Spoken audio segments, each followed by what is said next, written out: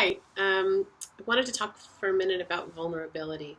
Harper and I have been discussing vulnerability a lot as we get ready for our retreat in Mexico. And I know she's been doing her own exploration for the month of May, so you can look on her Instagram and check that out. But one of the things that it brought to mind is something that I myself have done and that I know a lot of women have done, which is vulnerability as a shell game.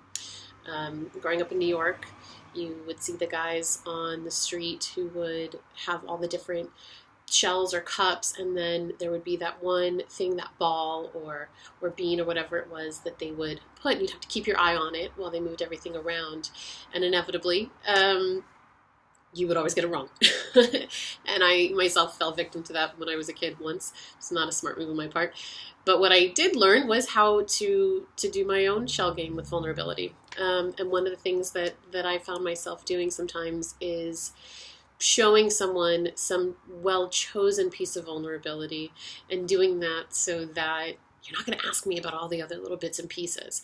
So while we talk about vulnerability being an act of courage, which it absolutely is, I want us to get in touch with what that true vulnerability is and saving it for that person who truly deserves it, both yourself and who you are allowing yourself to be vulnerable for, and trying to stay away from that shell game of forced vulnerability, or what I like to call faux vulnerability. So just another thought to keep in your brain on all the tricks that we can do to kind of keep ourselves away from what is truly driving us and can block us.